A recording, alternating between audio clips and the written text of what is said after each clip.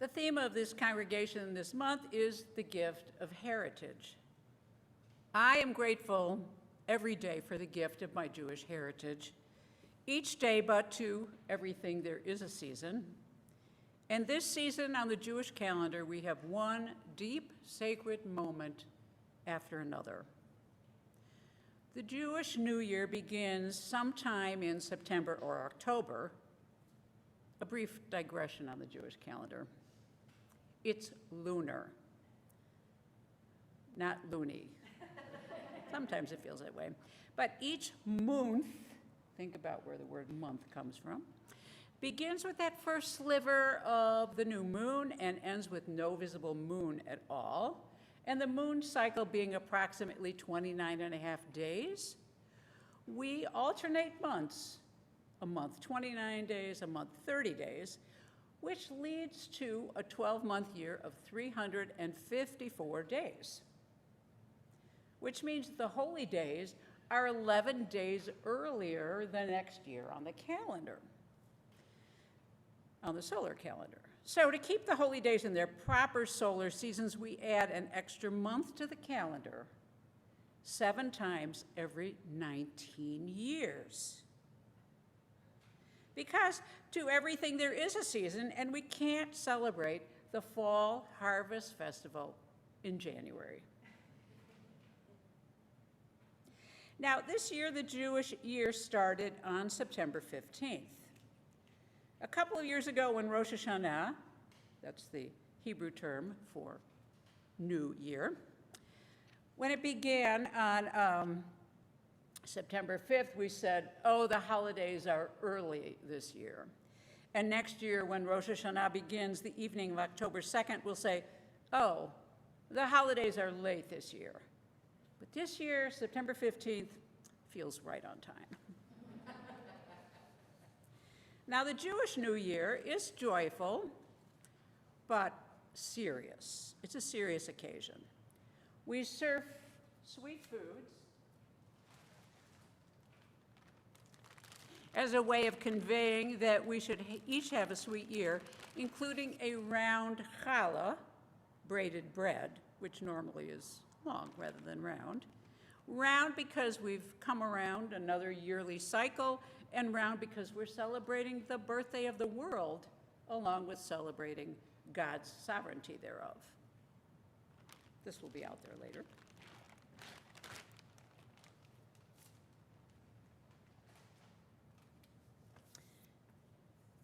And we look back and forward in reflection. We reflect on the year that has just ended. Have we stayed the course? What have we gained? What have we lost? We look ahead to the unknown with the poignant piece of liturgy from which the Leonard Cohen song that Lilith just sang so beautifully came. I'll read you a part of it from the prayer book. How many shall leave this world, and how many shall be born? Who shall live, and who shall die? Who in the fullness of years, and who before? Who shall perish by fire, and who by water? Who by famine, who by thirst? Who by earthquake, and who by plague? Who shall rest, and who shall wander? Who shall be serene, and who disturbed? Who shall be at ease, and who afflicted? Who shall be impoverished, and who enriched? Who shall be humbled, and who exalted? But repentance, prayer, and deeds of kindness can remove the severity of the decree.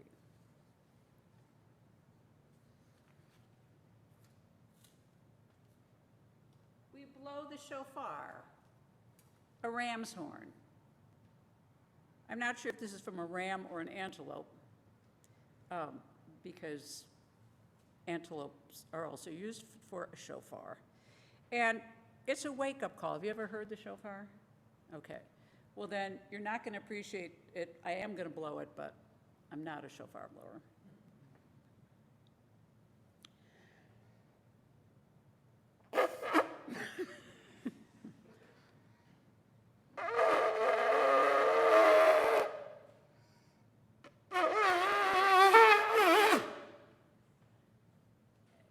It's often much louder and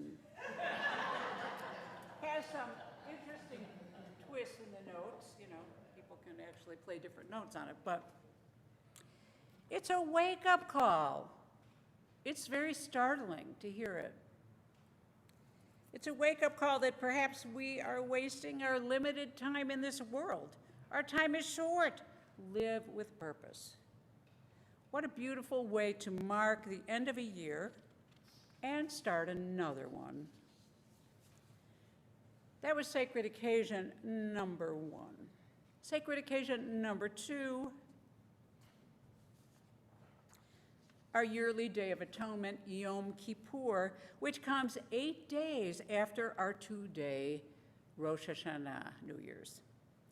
In the space of the 25 hours of our Day of Atonement, pre-sundown one day to post-sundown the next, we have 5 worship services, during which our atonement consists of these steps.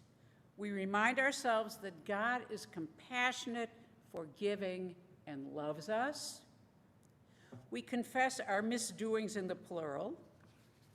We, somewhere I have that. We have spoken slander. We have acted perversely. We have done wrong. We have acted presumptuously. We have done violence. We have practiced deceit. We have counseled evil. We have spoken falsehood. We have scoffed. That's a little piece of it, because we're not going to be here for 25 hours.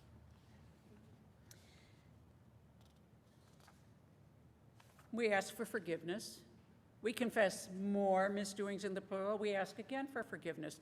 And we do that process during 5 different services, in other words, 5 times, along with the usual daily prayers, the scriptural readings for the day, some medieval religious poetry, and it's a lot of praying. And I didn't mention so far, no eating or drinking, unless you can't fast for health reasons. I don't eat food, but I drink water, otherwise I'll have an asthma attack, for instance. But the thing of it is, we end the holiday in joy, knowing that God has forgiven us. Clean slate. Plus, the break the fast meal is the best meal you've eaten all year. Yes, you are that hungry. Sacred occasion number 3. This past Friday night, 4 days after Yom Kippur, we started the 7-day festival of Sukkot. That's spelled S-U-K-K-O-T. It's not suck it. Sukkot. Sukkot is one of the 3 harvest festivals on the Jewish calendar. They have to be in the right season.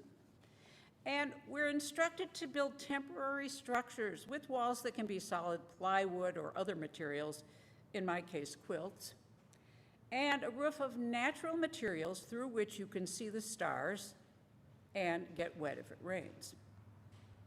We are then to eat our meals in the sukkah. Sukkot is the plural of sukkah. In other words, it's the festival of booths or huts. And some sleep in the sukkah as well. In the synagogue, we add the book of Ecclesiastes to our worship. As a harvest festival, we focus on gratitude, and as a time of building temporary structures evoking the Israelites' dwellings in the desert for 40 years, we focus on vulnerability. And we wave these.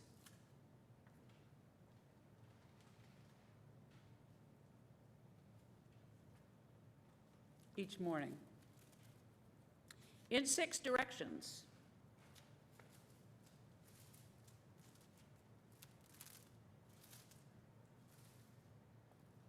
Symbolizing that God is everywhere. Now, this is a palm branch in the middle, myrtle, and willow. This is not a lemon. In English, we call it a citron, but I've always known it as an etrog. This is a lulav. Lulav means palm branch, we call this whole thing a lulav. This is the etrog.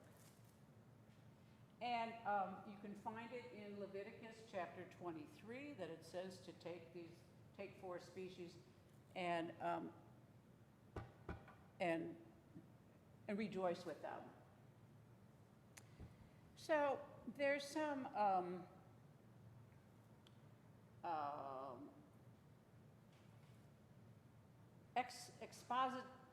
exposition on what is the symbolism of the 4 species. And there are several different ones, but the one I like the best is that they represent parts of the body. So the etrog represents the heart, the lulav, the spine, the myrtle, you know the shape of the myrtle leaves, the eyes, and the willow, the mouth. So that we're using our whole body to acknowledge that God is everywhere.